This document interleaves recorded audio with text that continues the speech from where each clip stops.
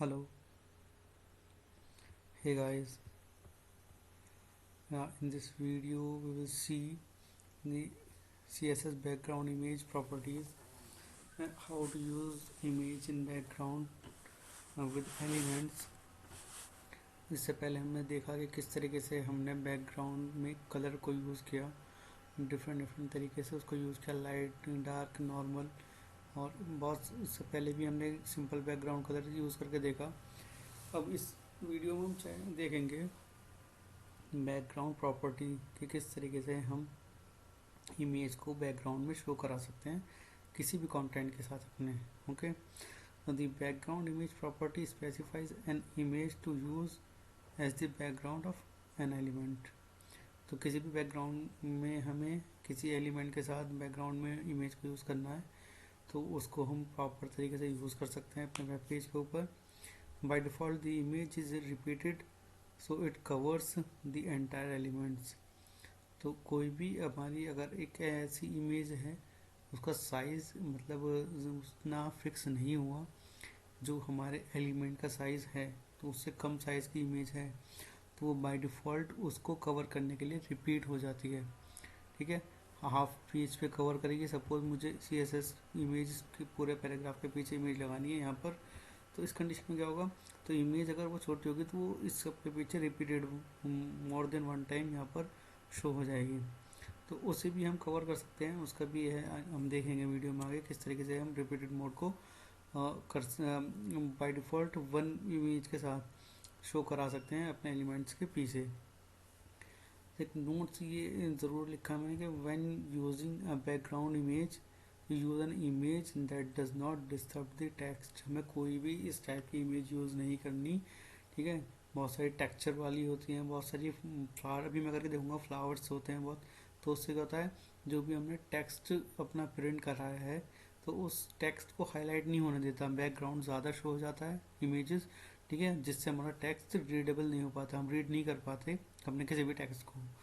तो the background image can also be set for specific elements like the paragraph elements. अगर हम particular body पे ना लगाकर किसी पर्टिकुलर एलिमेंट के पीछे अपने बैकग्राउंड पर इमेज को शो करना चाह रहे हैं तो इसमें CSS की हेल्प से हम प्रॉपर एक एलिमेंट के पीछे भी किसी इमेज को शो करा सकते हैं। तो एक एग्जांपल करते हैं यहाँ पर। ठीक है, अभी एक एग्जांपल में क्रिएट कर लेता हूँ। Ctrl+N के थ्रू मैंने एक नया पेज यहाँ पे खोला। ठीक है, इसे Ctrl+S से सेव कर लेते हैं। तो लास्ट हमारा प्रोग्राम था 17, तो प्रोग्राम 18 बनाएंगे हम .html। ये इसके अंदर हमने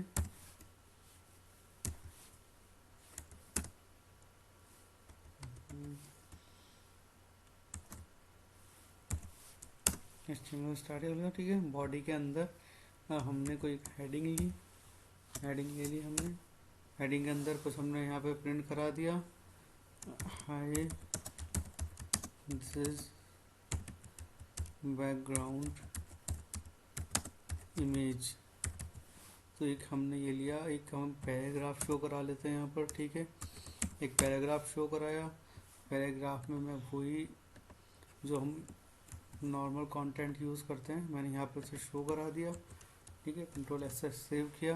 अब तो कंडीशन ये आ जाती है कि मैं स्टाइल टैग यहाँ पे स्टार्ट कर और उसके अंदर हमें जो प्रिंट, सपोज बॉडी के ऊपर मुझे प्रिंट कराना है तो बॉडी को डायरेक्ट यहाँ से कॉल करा दूंगा। बॉडी के बैकग्राउंड में मुझे चाहिए तो बैकग्राउंड मुझे चाहिए इमेज, तो ये तो हमारा हो गया।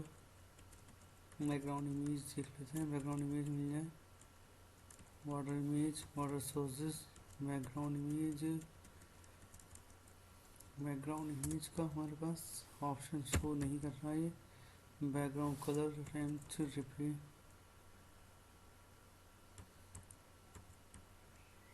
Background image, sorry background image हमने लिया। अब इमेज में हमें क्या एक यहाँ पे URL पास करना पड़ेगा।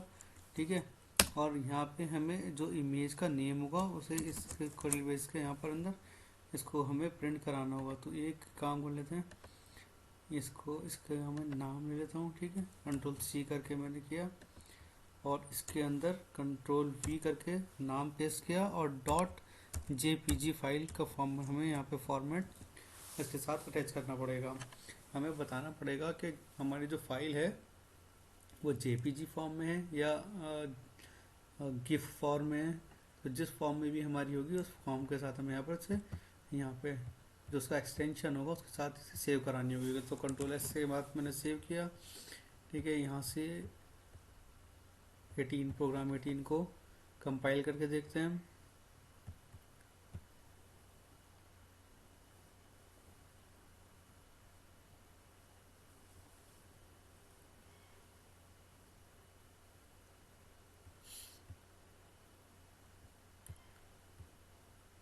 तो ये देखा हमने कि हमारा बैकग्राउंड से पूरी बॉडी पे ये इमेज बाय डिफ़ॉल्ट सेट हो गई है और ये रिपीटेड मोड में आ रही है कि इमेज यहाँ तक आ रही है, फिर ये नेक्स्ट इसके बाद से ये दूसरी इमेज, ये इमेज इसके साथ शो हो रही है। तो ऐसे बैकग्राउंड कलर में हम कलर की जगह इमेज को यूज़ कर सकते हैं। तो उसके साथ साथ एक चीज़ ये और क्लियर करनी थी कि अगर हम चाहते हैं कि पर्टिकुलर किसी एक ही एलिमेंट पे हमारे सपोज बैकग्राउंड बॉडी पे ना होकर और मैं चाहता हूँ कि सिर्फ मेरे पैराग्राफ पर, ठीक है, ये मेरे पैराग्राफ पर ही शो हो, तो उस कंडीशन में क्या होगा, इसे पैराग्राफ पे शो करा के देख लेते हैं हम। तो सिर्फ रिफ्रेश करा हमने, तो ये सिर्फ और सिर्फ पैराग्राफ पे हमारी शो हो रही है, ठीक है। अगर हमारा कोई शो नहीं रहा पैराग्राफ, काम कर लेते हैं, पूरा कंप्लीट पैराग्राफ कॉपी पेस्ट कर देते हैं, फिर उसका कंट्रोल एस किया हमने, ठीक है। यहाँ से रिफ्रेश किया तो ये जितना हमारा पैराग्राफ है सब पैराग्राफ को इस इमेज ने कवर कर लिया। तो एक ये है कि जैसे मैंने बैकग्राउंड में कलरफुल इमेज लगा दी, फ्लावर्स वगैरह हैं, तो इस कंडीशन में हमारा जो टेक्स्ट है हम देख रहे हैं कि प्रॉपर कंटिन्यू यूज़र कोई भी इसे रीड नहीं कर पाएगा, ये रीडेबल नहीं हो पा रहा, बहुत टफ है पढ़ना इसको। तो कोई भी इमेज हमें अगर बैकग्राउंड में यूज़ करनी है तो ऐसी करनी है कि जिससे हम कोई भी अपना पैरा इजीली रीड कर सकें। तो इमेज के अंदर हमने ये फॉर्म यूज़ किया, किस तरीके से इमेज को यूज़ करना है और किस किस एलिमेंट पे यूज़ कर सकते हैं हम, ठीक है। हम चाह रहे हैं बॉडी पे यूज़ करना, पैराग्राफ पे यूज़ करना, हेडिंग पे यूज़ करना। तो इसका एक बेनिफिट ये है कि हम चाह रहे हैं कि हर पैराग्राफ में हम अलग इमेज शो करें। तो एक काम कर लेते हैं कि इस पैराग्राफ को यहाँ से स्टार्ट करके और मैं कॉपी पेस्ट कर लेता हूँ, कंट्रोल सी किया मैंने और यहाँ पे ही इसको पेस्ट कर दिया, ठीक है। और इस पैराग्राफ पे नेम दे क्लास, यहाँ पे हम दे देंगे क्लास फर्स्ट, कंट्रोल एस, ठीक है। और यहाँ पर हम कर देंगे क्लास में क्लास पास कर देंगे सेकंड हमने ये पास किया। तो इस कंडीशन में हम क्या करेंगे कि यहाँ पे पैराग्राफ में पी डॉट फर्स्ट को कॉल करा देंगे, ठीक है। एंड देन सेकंड पे पी डॉट सेकंड को कॉल किया हमने, ठीक है। और इसमें बैकग्राउंड इमेज यूज़ करेंगे हम यूआरएल में, और इसके अंदर कोई दूसरी फॉर्म हम यूज़ कर लेते हैं। सपोज़ हमने एक ये कॉपी करी, ठीक है, और इसे मैं पेस्ट कर लेता हूँ इस सेम फोल्डर के अंदर ही, और इसका नाम यहाँ से कॉपी कर लेंगे हम कंट्रोल सी करके, और इसको इसके साथ हम यहाँ पेस्ट कर देंगे डॉट जेपीजी फॉर्म के अंदर, ठीक है। इसे मैंने कंट्रोल एस से सेव किया और इसे मैं यहाँ से रिफ्रेश करके देखता हूँ। तो इस कंडीशन में हमने देखा कि हम पैराग्राफ के हर एलिमेंट के किसी में भी हम उसको डिफरेंट तरीके से यूज़ कर सकते हैं। इसका हमने पैराग्राफ पे अलग इमेज यूज़ की, इस पैराग्राफ पे अलग इमेज यूज़ की, this is a background image, इसे हमने नॉर्मल यूज़ किया। अगर हम चाह रहे हैं कि इस पर हम सिंपल कलर यूज़ कर लें तो H1 में काम कर लेते हैं, स्टाइल यहाँ से शो करा कर, ठीक है। और इसका बैकग्राउंड कलर कर लेते हैं, बैकग्राउंड कलर ग्रीन, इसका बैकग्राउंड कलर हमने ग्रीन दिया। ठीक है। टेक्स्ट अलाइन कर देते हैं सेंटर। ये हमने कंट्रोल एस करके सेव किया और उसको रिफ्रेश करके देखते हैं।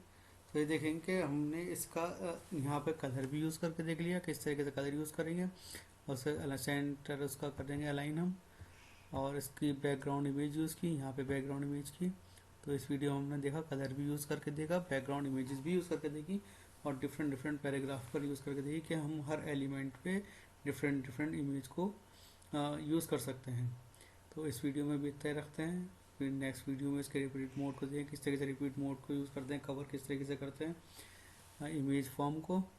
तो इसे मोस्टली आपसे ये रिक्वेस्ट है कि ज़्यादातर जितने भी प्रोग्राम क्रिएट किए जा रहे हैं उन्हें डे बाय डे प्रैक्टिस करते रहें, ताकि इससे हम थोड़ा सा यूज हो जाएं।